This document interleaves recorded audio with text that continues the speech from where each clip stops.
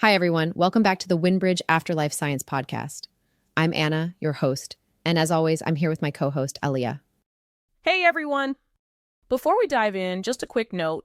The information we share in this podcast is for education and personal growth.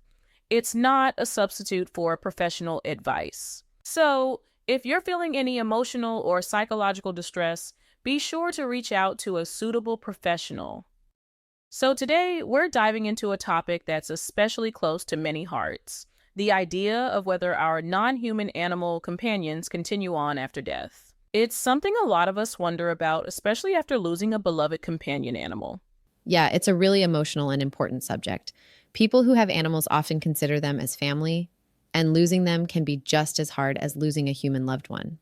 Absolutely. And that's why today we're talking about the survival of animal consciousness after death. There's actually research out there that supports this idea, and it's fascinating. Let's start by talking about animal consciousness itself. There's a growing consensus that many animals, not just mammals, but even birds and creatures like octopuses, experience emotions and may have consciousness, much like humans do. Right. There was a really important statement made back in 2012, known as the Cambridge Declaration on Consciousness, which confirmed that animals have the ability to be conscious beings. That includes emotions, logic, relationships, all the things we usually associate with consciousness. And if animals are conscious, it opens the door to the possibility that their consciousness could survive death, just like the way we talk about human survival after death. Exactly. The bond between humans and animals can be incredibly strong. People often grieve their animal companions just as or more deeply as they would a human family member. And sometimes it's even harder because society doesn't always recognize the significance of these losses. Yes, that's a good point. The idea of a pet cemetery might seem modern, but humans have been burying their animals for thousands of years. It's a practice that goes back at least 16,000 years. It shows how important animals have always been in our lives. There's even that concept of the rainbow bridge, where it's believed our animals are waiting for us on the other side, ready to be reunited when we cross over. It's such a comforting image. That belief in the immortality of animals isn't just cultural either. There's growing research suggesting that the consciousness of animals continues after they pass.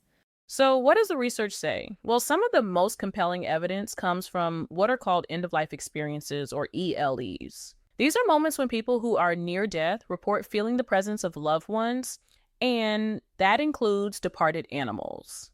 Yes, exactly. It's not just ELEs either. In near-death experiences, people have also reported being met by their deceased companion animals, just as they might be greeted by human loved ones. And then there's after-death communication, or ADC. People often report signs from their animals after they've passed, whether it's hearing familiar sounds or even feeling their presence.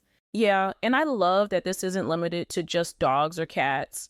Mediums who communicate with the deceased have described everything from rabbits to horses, even goldfish. It's amazing how diverse these experiences can be. That's right. And in some cases, animals even show up in readings when people are trying to connect with human loved ones. They piggyback in, almost like they're saying, "Hey, I'm here too." One thing I found really moving was the research with mediums. In some of the Windbridge studies, animals appear spontaneously during mediumship readings. It's not something that's specifically asked for, but they come through just the same. And that really highlights the idea that the bond between humans and their animals doesn't just disappear when the physical body does. Mediums describe these animals accurately without any prior knowledge of them.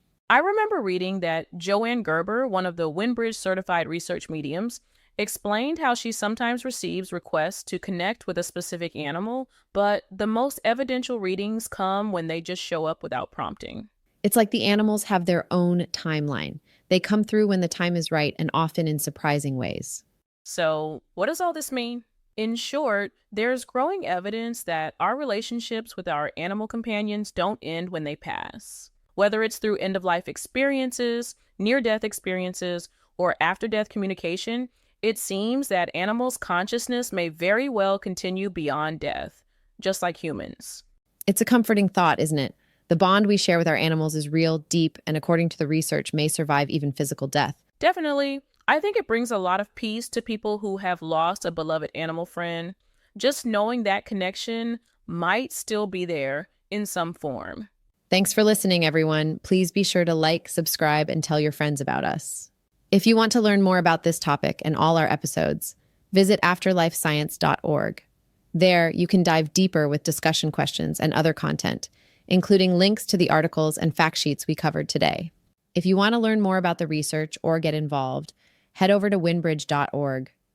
We've got tons of free educational resources, and you can sign up for our mailing list to stay updated on the latest research. And if you feel called to support this work, consider making a donation. Every little bit helps, and your support allows us to continue offering free resources and exploring these big questions. Thanks so much for joining us today. We'll be back soon with more fascinating topics about afterlife research. Until then, take care and give your companions an extra hug today.